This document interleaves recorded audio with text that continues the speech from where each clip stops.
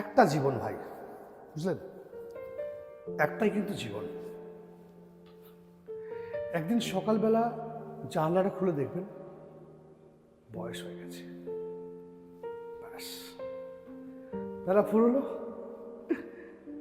দুদিন আগে দেখে আয়নায় চেহারাটা কবে যেন বৃদ্ধ হয়ে গেল,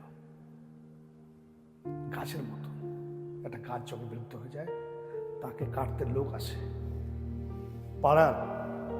পাড়ার বন্ধু বান্ধবরা বিয়ে করে কোথায় কোথায় চলে গেল। সারা বেলা কাশতো যে বৃদ্ধ লোকটা, তাকে সবাই মিলে কাঁধে করে নিয়ে চলে গেল একদিন। সেই লাজুক ছেলেটা পাড়া ছাড়লো, ইউনিভার্সিটি গিয়ে আবার আর ফিরল না।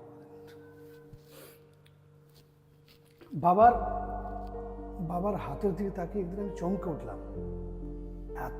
এত বয়সের ছাপ, এত চামড়াগুলো ঝুলে গেছে।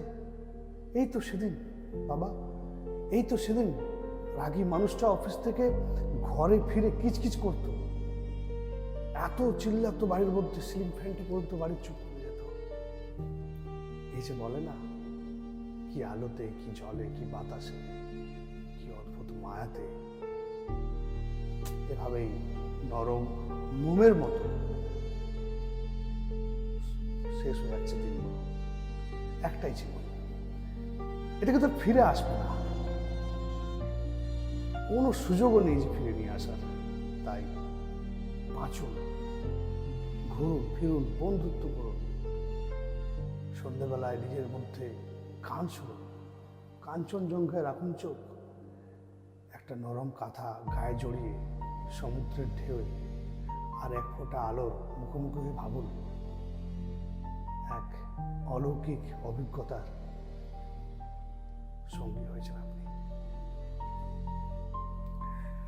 হৃদয় প্রসারী তো হবেই, হৃদয়ের তো সব কথাকে একটু তুচ্ছ করাই যায়। একটাই জীবন, সব নিয়ম কানুন মেনে চলার তো মানুষের কর্ম না, মানুষের পক্ষে সম্ভব না। একটাই জীবন, সেটা নিয়ে বাঁচুন।